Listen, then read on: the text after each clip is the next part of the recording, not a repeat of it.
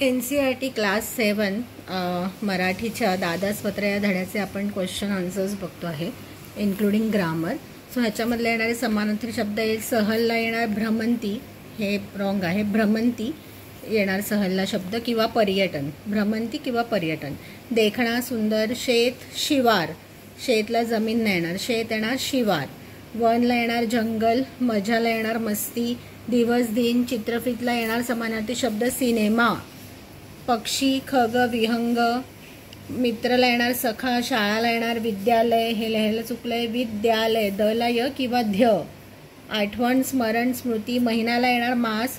संतुलितला येणार समतोल, संतुलित म्हणजे समतोल. परवानगीला येणार अनुमती किंवा संतुलनला येणार समतोल शब्द आणि परवानगीला अनुमती. वाक्प्रचारांचा अर्थ लिहा. नष्ट होणे म्हणजे विनाश होणे किंवा नाहीसे होणे. घोषित करणे म्हणजे जाहीर करणे किंवा एखादी गोष्ट अधिकृतरित्या सांगणे. गुजराण करणे म्हणजे कसंबसं काम चालवणे. निरखून पाहणे म्हणजे बारकाईने पाहणं. विरुद्धार्थी शब्द काल आज, कमी जास्त. देखणा कुरूप. एकदा अनेकदा. रात्र दिवस. इकडे तिकडे. मित्र शत्रू. जवळ दूर. नवीन जुने. आवडता नावडता. संतुलित असंतुलित. आता आपण बघूया वचन बदला. वचन बदला तर सहलचं होणार सहली.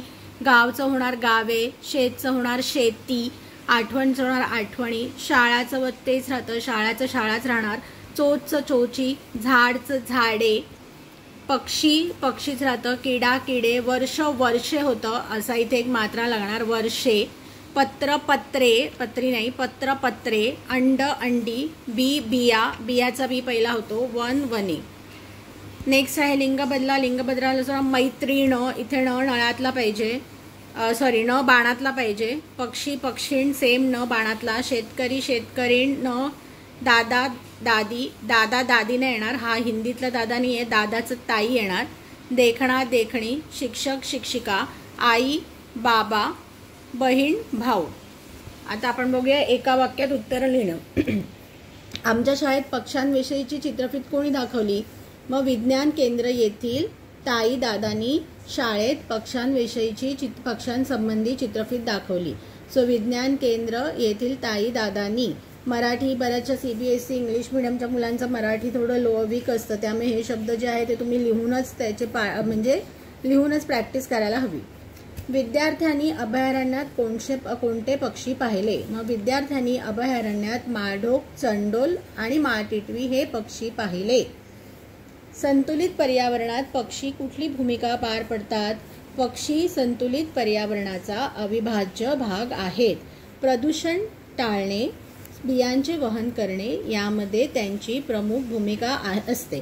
आता बऱ्याचदा या मुलांचं मराठी थोडं वीक असल्यामुळे प्रदूषण टाळण्यात, बियांचे वहन करण्यात, जो करण्यात टाळण्यात जे आहे ते जोडाक्षर होतं, तर मग ते लिहिण्यामध्ये चुका होतात किंवा पटकन लक्षात येत नाही. त्याच्यामुळे त्याला आपण सोप्या ह्याच्यात करून घ्यायचं की जिथे जोडाक्षर आपण टाळू शकू. सो पक्षी संतुलित पर्यावरणाचा अविभाज्य भाग आहेत. प्रदूषण टाळणे, बियांचे वहन करणे यामध्ये त्यांची प्रमुख भूमिका असते. नेक्स्ट आहे माळढोक अभयारण्य कोठे आहे? सोलापूर बार्शी मार्गावर 22 किलोमीटर अंतरावर. आता 22 किलोमीटर वर लिहिलं तरी चालेल. नान्नज गाव येथे माळढोक अभयारण्य आहे. मग परत सोलापूर बार्शी मार्गावर 22 किलोमीटर अंतरावर नान्नज गाव येथे माळढोक अभयारण्य आहे. वनविभागाने नान्नज गावाजवळचे जंगल माळढोक अभयारण्य म्हणून का घोषित केले आहे? माळढोक हा पक्षी भारतामधून नष्ट होण्याच्या मार्गावर आहे. ओके, या अत्यंत देखण्या पक्षाचे रक्षण करण्यासाठी वनविभागाने माळढोक अभयारण्य घोषित केले आहे. माळढोक हा पक्षी भारतामधून नष्ट होण्याच्या मार्गावर आहे. या अत्यंत देखण्या पक्षाचे रक्षण करण्यासाठी वनविभागाने माळढोक अभयारण्य घोषित केले आहे. अभयारण्यातील पक्ष्यांचे फोटो काढण्यापूर्वी कोणाची परवानगी घ्यावी लागते? अभयारण्यातील पक्ष्यांचे फोटो काढण्यापूर्वी वन विभागाची किंवा वन खात्याची परवानगी घ्यावी लागते. पत्र लिहिणाऱ्या मुलीचे नाव काय आहे? पत्र लिहिणाऱ्या मुलीचे नाव आयेशा असे आहे. माळढोक पक्षी वर्षातून किती वेळा अंडी घालतो? माळढोक पक्षी वर्षातून एकदाच अंडी घालतो.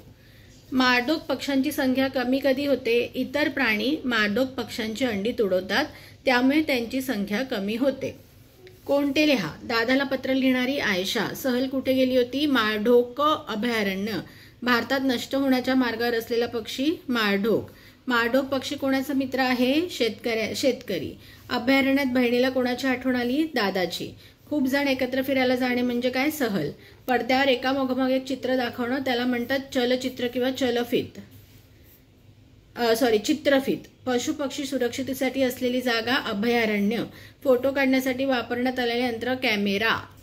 मारडोक पक्ष्यांबरोबरच आम्ही चंडोल, माळ, टिटवी पाहिजे व इतर पक्षी पाहिले. पक्ष्यांचे फोटो काढण्यापूर्वी वन खात्याची, इथे येणार वन खात्याची पूर्व परवानगी घ्यावी लागते. कालच मी सहलीला जाऊन आले. मारडोक पक्षी शेतकऱ्याचा मित्र आहे. पक्षी हा संतुलित पर्यावरणाचा अविभाज्य घटक आहे. या गाळलेल्या जागा भरा आहेत.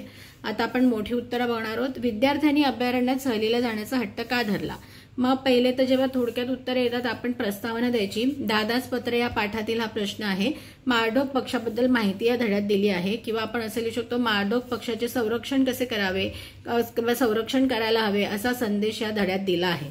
विज्ञान केंद्राने या महिन्यात मुलांना शाळेत पक्ष्यांची माहिती देणारी चित्रफित दाखवली. तिथल्या ताई दादांनी मुलांना पक्ष्यांची सविस्तर माहिती सांगितली.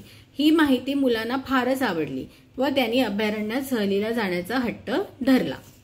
पुढचा प्रश्न आहे, अभयारण्यात फिरताना मारडोक पक्ष्यांविषयी सरांनी काय सांगितले? दादाच पत्र या धड्यात मारडोक पक्ष्यांचे संरक्षण केले पाहिजे असे सांगितले आहे. मारडोक पक्षी खूप देखणा असतो. तो शेतकऱ्यांचा मित्र आहे. शेतातील किडे तो खातो. मारडोक पक्षी वर्षातून एकदाच अंडी घालतो. संतुलित पर्यावरण राखण्यात मदत करणे, बियांचे वहन करणे, प्रदूषण टाळणे अशी कामे मारडोक पक्षी करतो. त्यांची संख्या भारतात कमी झाली आहे. त्याला वाचवणे जरुरी आहे अशी माहिती सरांनी मुलांना दिली. मारडोक पक्षाला शेतकऱ्याचा मित्र का म्हटले आहे? दादाच पत्र या पाठातील हा प्रश्न आहे. या पाठात मारडोक पक्षाचे महत्त्व सांगितले आहेत. मग प्रश्न कसा आहे त्याच्याप्रमाणे आयदर मारडोक पक्षाची माहिती दिली आहे किंवा त्याचे महत्त्व सांगितले आहे किंवा त्याचे संरक्षण करायला हवे असे सांगितले आहे असं लिहायचं. शेतामध्ये किडे शेताचे खूप नुकसान करतात. मारडोक पक्षी शेतातले किडे खातो, त्यामुळे पिकांचे रक्षण होते, म्हणून त्याला शेतकऱ्यांचा मित्र म्हटले आहे. इथे आहे विरामचिन्ह टाका. तो सहलीच्या दिवशी आम्ही पहाटे निघालो. तो आता सहलीच्या दिवशी आम्ही पहाटे निघालो इथे फक्त फुल स्टॉप येईल, हे कोट्स नाही येणार. मारडोक पक्ष्यांबरोबर चंडोल, माळ, टिटवी व इतर पक्षी पाहिले. मग इथे चंडोल, माळ, टिटवी नंतर कॉमा येईल व इतर पक्षी पाहिले. आम्ही मजेत आहोत, तू कसा आहेस? तर इथे आम्ही मजेत आहोत कॉमा पण येऊ शकतो किंवा हे दोन फुल स्टॉप आहे आणि तू कसा आहे हे क्वेश्चन मार्क येणार. पक्षी संतुलित पर्यावरणाचा अविभाज्य घटक का आहेत? पक्षी इथे पण तुम्ही प्रस्तावना देऊ शकता की या धड्यांमध्ये पक्ष्यांबद्दलचे महत्त्व सांगितले आहे. मग लिहायचं पक्षी पर्यावरणाचा अविभाज्य भाग आहेत. किडे कीटक खाऊन त्यांची संख्या ते नियंत्रणात आणतात. बियांचे वहन पक्षी करतात, त्यामुळे वनांचा विस्तार होतो. प्रदूषण कमी करण्यात पक्षी मदत करतात. हवामान बदलांचे, पर्यावरणातील बदलांचे अनुमान पक्षी आणि त्यांच्या वागणीकरून लावता येते. अन्न साखळीचा ते महत्त्वाचा भाग आहेत. अशा प्रकारे पक्षी संतुलित पर्यावरणाचा अविभाज्य घटक आहेत. नेक्स्ट क्वेश्चन आहे, पक्ष्यांची संख्या वाढवण्यासाठी तुम्ही काय काय करू शकता? मग भरपूर झाडे लावणे, ज्यामुळे घटक परत इथे पण आपण दादाच पत्र या धड्यात पक्ष्यांचे महत्त्व सांगितलेत वगैरे वगैरे आपण लिहू शकतो. भरपूर झाडे लावणं, ज्यामुळे घटत चाललेली पक्ष्यांची संख्या वाढेल. गच्ची, खिडकी, बाल्कनीमध्ये पक्ष्यांना खाणे व पाणी ठेवणे. उन्हाळ्यात पाण्या वाचून पक्षी मरतात, त्याच्यामुळे आळा बसेल. फळझाडे भरपूर लावायला हवीत, ज्याने पक्ष्यांना अन्न मिळेल.